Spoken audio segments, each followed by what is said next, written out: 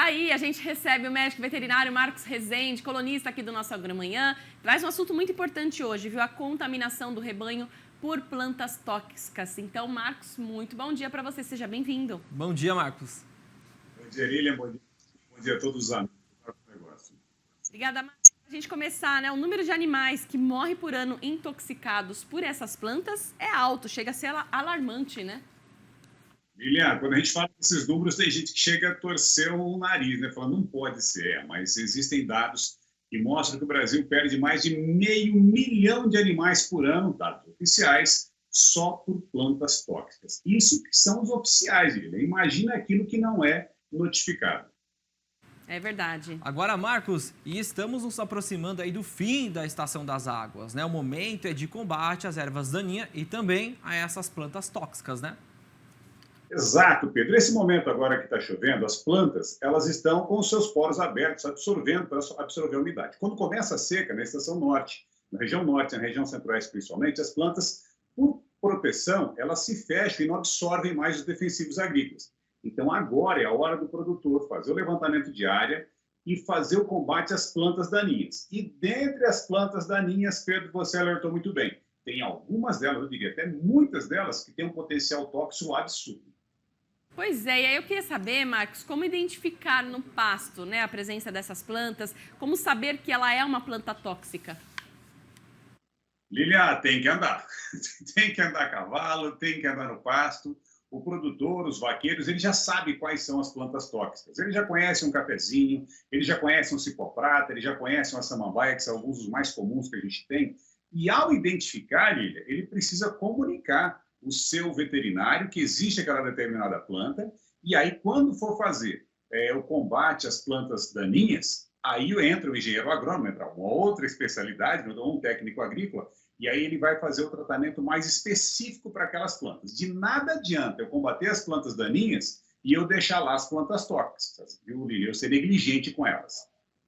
Agora, Marcos, alguns pecuaristas confundem a morte causada por intoxicação com picada de cobra ou morte súbita. Como diferenciar as causas mortes aí dos animais? Desde o Adão e Eva, a cobra veio levando a culpa, viu, Pedro? Não tinha ninguém lá de testemunha, a pobrezinha vem carregando isso pelo resto da vida. Pois bem, muita gente reclama, Pedro, sempre que eu vou às propriedades, eu tenho muitos animais morrendo por cobra. A pergunta que eu faço, eventualmente, é: você vê muita cobra na propriedade? E algumas vezes as pessoas não viram nenhuma cobra e a culpa é da cobra. O que eu te diria, Pedro?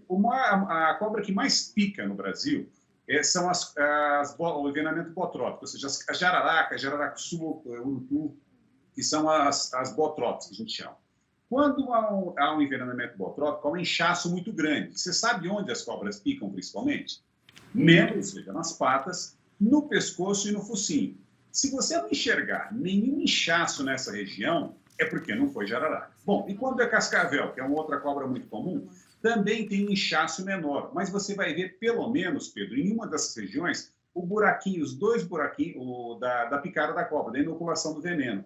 Se não teve isso, Pedro, muito dificilmente foi cobra. Então, aí recai sobre as clostridioses, que são doenças causadas por bactérias e clostrídeos, que na verdade são evitadas por vacinas, e do outro lado tem as plantas tóxicas. Mas aí o que eu digo? Você tem alguma planta tóxica na sua pastagem? Tem inchaço? Não. Tem planta tóxica? Tem. Então a chance de ser planta tóxica é muito grande. Agora, Marcos, é comum, né, os pecuaristas do norte e centro-oeste relatarem causas de morte súbita, né, quando mexem com os animais no curral. Isso pode ser motivado por alguma planta tóxica também, né, como a gente já disse anteriormente. Mas por que essas regiões têm uma incidência maior? Tem algumas plantas tóxicas que elas têm uma capacidade... Isso que você falou é importantíssimo, viu, Pedro? Eu acho que é o ponto mais importante da prosa, talvez nossa. O produtor ficar guardado.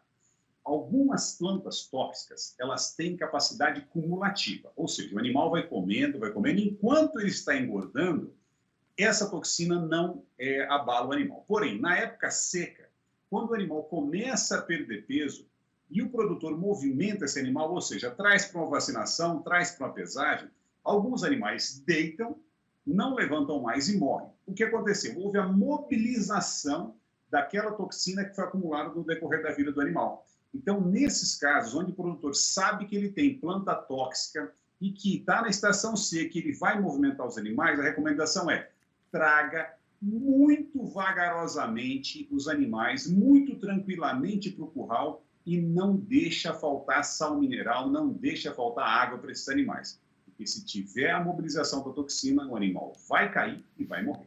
Tá aí, olha que importante essa orientação. Agora, Marcos, se o animal ingeriu uma planta tóxica, qual o procedimento, né? Além disso, como identificar aí a questão dos animais, que planta que é, se o animal de fato está intoxicado? O produtor ele precisa identificar quais plantas ele tem na propriedade. Tá? Ele tem que chamar o veterinário, o técnico agrícola, para identificar quais plantas com potencial tóxico ele tem na propriedade. Tendo isso, quando ele começa, e cada uma tem um determinado sinal clínico. Tem planta que deixa o animal letárgico, tem planta que faz o animal urinar escuro, então ele precisa saber quais ele tem. Bom, a partir do momento que ele sabe quais ele tem, ele identificou o animal com algum comportamento estranho, ou seja, diferente daquele que é o normal, traz o animal para o curral, chama o veterinário e inicia o tratamento. Só que aí tem um detalhe, Lilian. Infelizmente, uma grande parte dessas plantas não tem como remediar o problema. A gente até tenta diminuir o impacto da toxina nos animais, mas na grande maioria dos casos, os animais acabam evoluindo para a morte. Realmente é um assunto muito importante, né, que a gente traz agora para você, assinante aqui do canal AgroMais, também Terra Viva, sobre essa questão das plantas tóxicas, que traz aí uma incidência maior aqui no fim da Estação das Águas. O Marcos Rezende dando uma aula aqui, às quase 8 horas da manhã, 5 para as 8 da manhã. Marcos, um abraço para você, meu amigo, muito obrigado pela sua participação de sempre. Quinta-feira, o Marcos traz aí outro assunto importante para a gente mostrar para você, amigo criador pecuarista. Tá aí, nesse mesmo horário, nesses mesmos canais. Obrigada, Marcos. Eu que agradeço. Até lá, gente. Um abraço.